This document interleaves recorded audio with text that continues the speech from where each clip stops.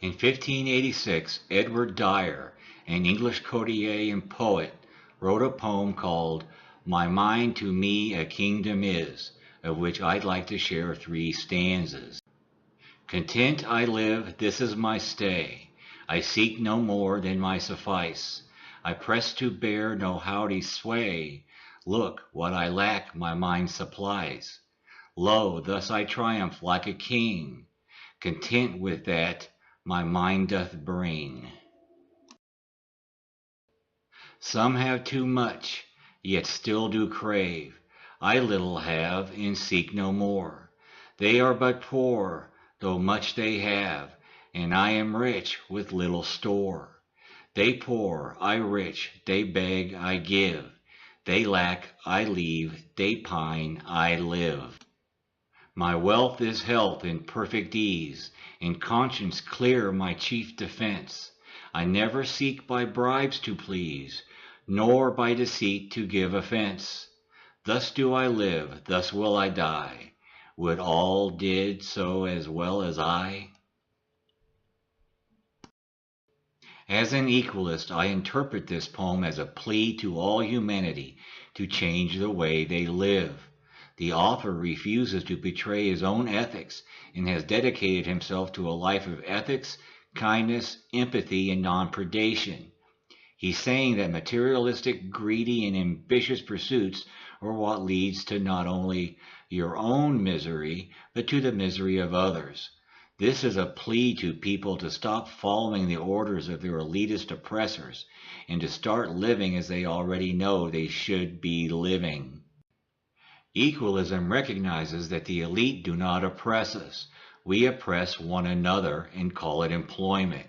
We rationalize our daily predation of one another by claiming it necessary for our own survival. The elite have brainwashed us to cut each other's throats for the benefit and amusement of the elite.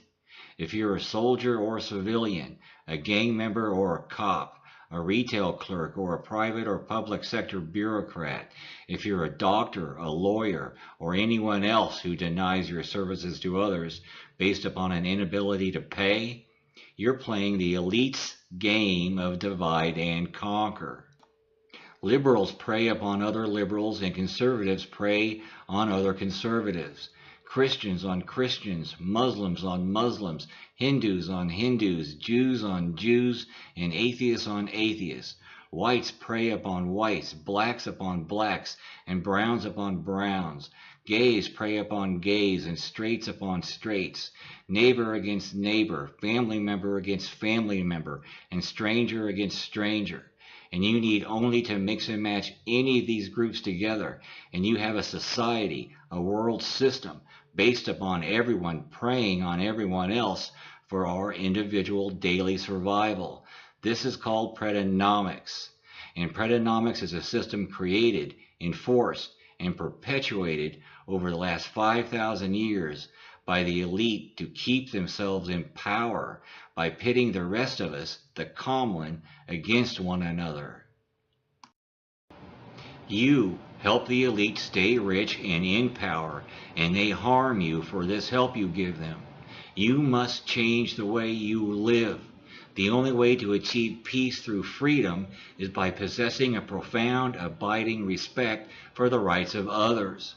Only when we, the people, stop voluntarily playing this game designed by the elite that's rigged in the elite's favor will humanity ever return to its natural state of equilibrium, ethics, empathy, and cooperation.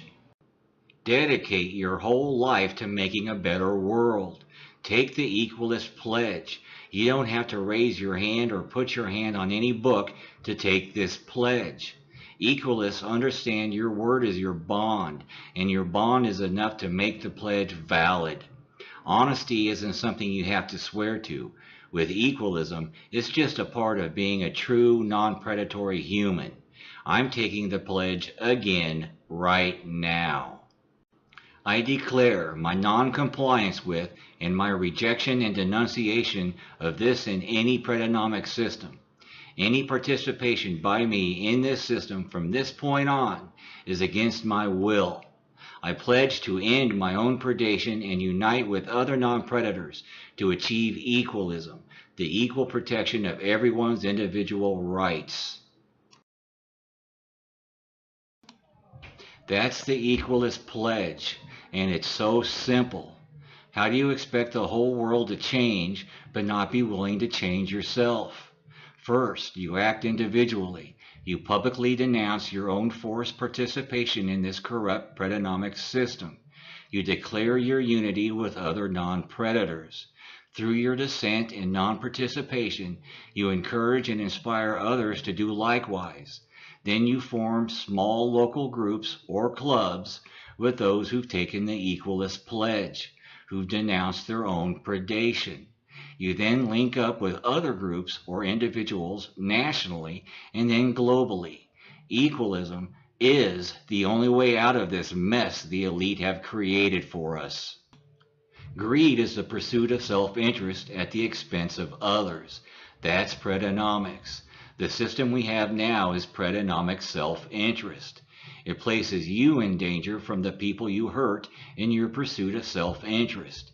It creates an unstable society, a society in conflict. But self-interest isn't necessarily a bad thing. Equalism offers you the pursuit of non-predatory self-interest, the self-interest derived through the stability and security of mutual benefit and equal protections through social cooperation.